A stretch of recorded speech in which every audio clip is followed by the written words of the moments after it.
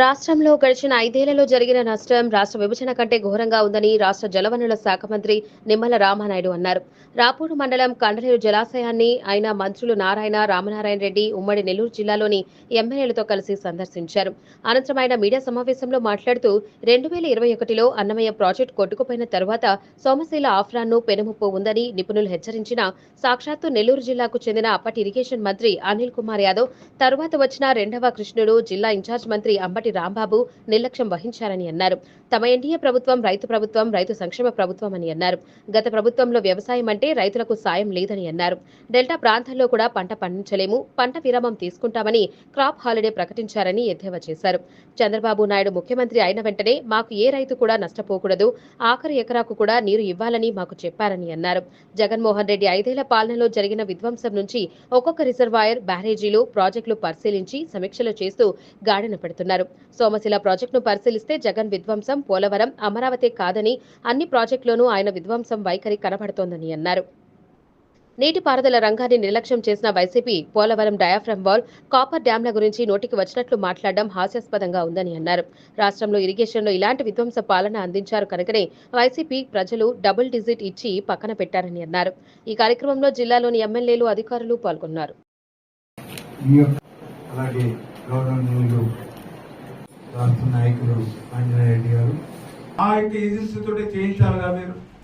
కానీ అట్లా కాదు. ఏంటంటే ప్రజలకి చెప్పేది ఒకటి, మీరు క్షేత్రస్థాయిలో చేసేది ఒకటి. దానికి ఉదాహరణ కూడా ఇక్కడ కూడా ఉంది. ఏదైతే మరి ఇక్కడ కూడా ఆల్తూరుపాడు ఏదైతే బ్యాలెన్స్ రిజర్వాయర్ ఏదైతే ఉందో అది 2019లో మన ప్రభుత్వం అధికారులు ఉన్నప్పుడు టెండర్స్ పిలిచాం. కానీ వీళ్ళు అధికారంలోకి వచ్చాక మళ్ళీ రివర్స్ టెండరింగ్ అని చెప్పి మళ్ళీ -20% చేసాం. ఇంత ఆదా చేసామని ఆ రోజు గొప్పలు చెప్పారు అసెంబ్లీలో. కానీ నిజంగా 5 సంవత్సరాల్లో మళ్ళీ ఒక్క పని చేయకుండా దాన్ని మొత్తం ప్రీ క్లోజ్ చేశారు మొత్తం వర్క్ని పని చేయకుండా. అంటే వీళ్ళు ఎట్లా ప్రజల్ని మాయ చేశారు, ఎట్లా మోసం చేశారు. ఇటువంటి వ్యక్తుల మీరు పోలవరం లాంటి పవిత్రమైనటువంటి ప్రాజెక్టు గురించి మాట్లాడిన అర్హత మీకు ఎక్కడుందని ఈ విషయాన్ని కూడా ఈ సందర్భంగా తెలియజేసుకుంటూ, ఎందుకంటే ఈవేళ జగన్మోహన్ రెడ్డి గారు, ఎందుకంటే ఆయనకి అసలు డయాఫ్రమ్ వాల్ ఎక్కడ ఉంటుందో కూడా తెలియనటువంటి వ్యక్తి ఆయన. ఎందుకంటే నేను ఆ రోజు చూసా 2018లో పాదయాత్రలో పోలవరం ప్రాజెక్టు దగ్గరికి వచ్చి అసలు డయాఫ్రమ్ వాలే కట్టలేదు, ఏదైతే కోట్ల రూపాయలు అవినీతికి గురైపోయిందని ఆ రోజు మాట్లాడినారు. అంటే డయాఫ్రమ్ వాళ్ళు భూమి లోపల కడతారన్న విషయం ఆయనకి తెలియక డయాఫ్రమ్ వాళ్ళు కట్టి కనపడక వెంటనే డయాఫ్రమ్ వాళ్ళే కట్టలేదు, ఏమైపోయిందో సుమంత్ అని అడిగాడు. అంటే డయాఫ్రమ్ వాళ్ళు ఎక్కడ కడతారో తెలియనటువంటి వ్యక్తి జగన్మోహన్ రెడ్డి. ఇంకా అంబటి రాంబాబు గారి గురించి అయితే మీకు చెప్పనవసరంలా.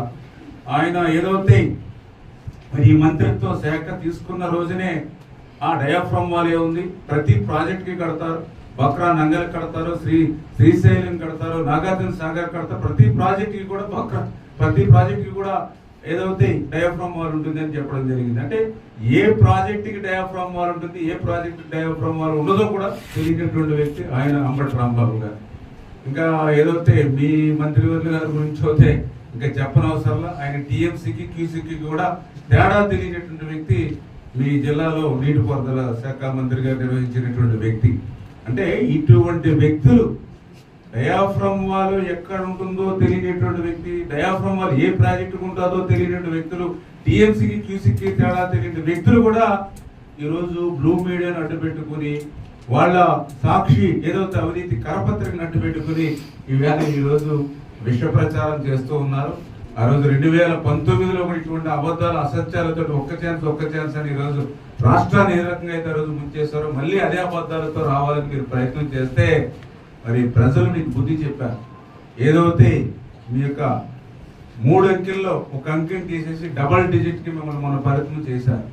దాని నుంచి మీరు గుణపాఠాలు నేర్చుకోకుండా మళ్ళీ ఇట్లానే అబద్ధాల అసత్యాలతో విష ప్రచారం చేయాలని చూస్తే రేపు రాబోయేటువంటి రోజుల్లో డబుల్ డిజిట్లో ఒక నెంబర్ పోయి మళ్ళీ సింగిల్ నెంబరే మీకు మిగులుతుందని మీ ద్వారా వాళ్ళు కూడా హెచ్చరిస్తూ ఉన్నాం.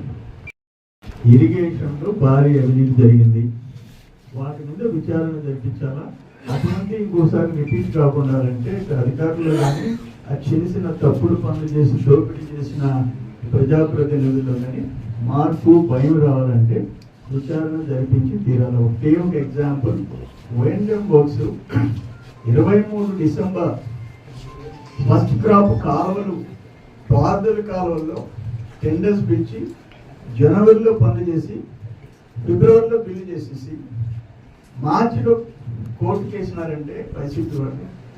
అంటే పార్దల కాలంలో పనిచేశారు. అటువంటి వాటి మీద విచారణ జరిపించమని మంత్రి గారు పరిశీలించడానికి వారు రావడం, మేమందరం కూడా ఉదయం నుంచి వారికి తోడుగా ఉండి జరిగేటువంటి కార్యక్రమాల గురించి, రైతులు పడుతున్న బాధల గురించి, నిలిచిపోతున్నటువంటి ప్రాజెక్టుల నిర్మాణాల గురించి, అవసరమైనటువంటి ప్రగతి గురించి వారికి చెప్పడం జరిగింది. అధికారులతో కూడా వారు పూర్తి స్థాయిలో విచారణ చేయడం జరిగింది. కొన్ని ఆదేశాలు కూడా వారికి ఇవ్వడం జరిగింది. ఏది ఏమైనా ఇవాళ మా ప్రభుత్వం యొక్క ప్రాధాన్యత నెల్లూరు జిల్లాలో రైతాంగానికి సాగునీరు విడుదల చేయడం, ప్రతి సెంటు భూమిలో రైతులు పంటలు పండించుకోవడం, దీనికి అవసరమైన చర్యలన్నీ తీసుకోవడానికి తగు సూచనలు ఇచ్చి అధికారులను నడిపించడానికి, మాతోటి కలిసి ముందుకు నడిపించడానికి ఇవాళ పెద్దలు మంత్రి గారు వచ్చారు. వారు ఉదయం నుంచి అనేక ప్రాంతాల్లో చూశారు. ఇప్పుడు సమీక్ష కూడా చేశారు అధికారులతో. కాబట్టి మన నీటిపారుదల శాఖ మంత్రులు శ్రీ నిమ్మల రామానాయుడు గారు మీడియాను ఉద్దేశించి